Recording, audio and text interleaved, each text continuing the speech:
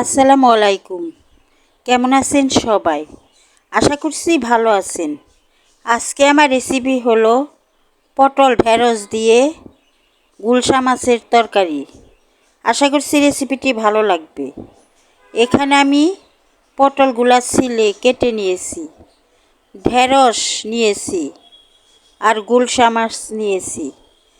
এই পটল ঢেঁড়স দিয়ে গুলশা মাছের তরকারি রান্না করে আপনাদেরকে দেখাবো।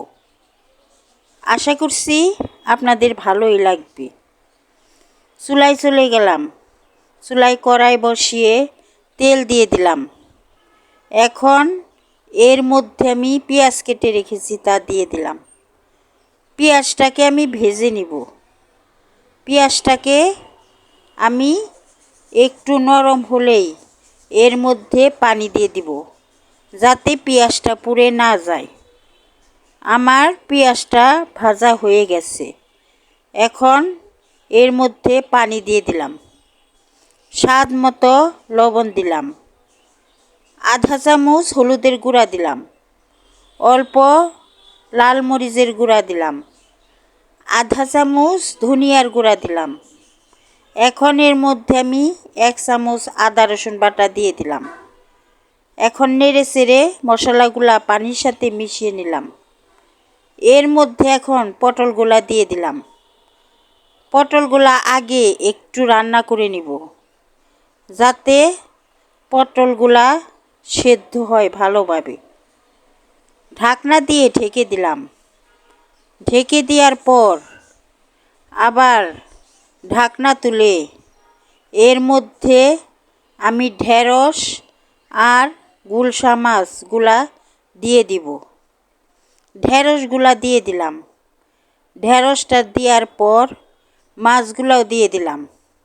এখন নেড়ে চেড়ে আমি ঢেঁড়স মাছগুলা পটলের সাথে মিশিয়ে একটু কষিয়ে নিব। এখন ঢাকনা দিয়ে আমি তরকারিটাকে ঢেকে দিলাম।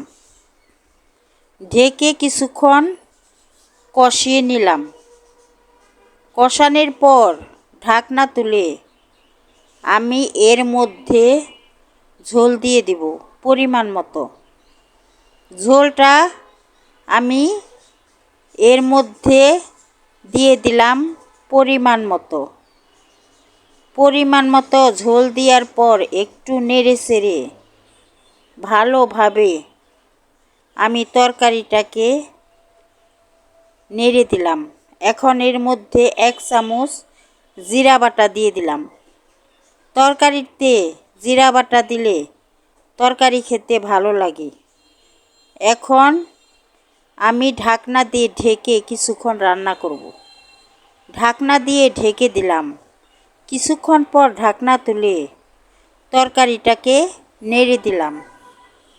আরেকটু ঝোল কমাতে হবে, ওই কারণে আবারও ঢেকে কিছুক্ষণ রান্না করব।